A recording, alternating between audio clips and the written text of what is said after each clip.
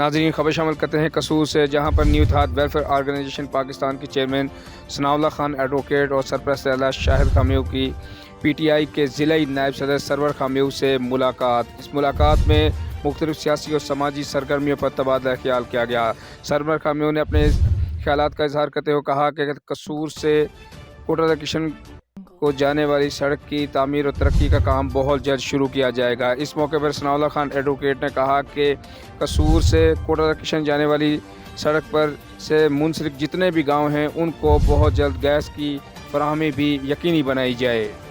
اور ثناء اللہ خان ایڈوکیٹ نے مزید خیالات کا اظہار کرتے ہوئے کہا کہ جب تک پاکستان کے تمام ادارے ریسکیو 1122 کی طرح کام نہیں کریں گے تب تک پاکستان کی ترقی کو ممکن نہیں بنایا جا سکتا۔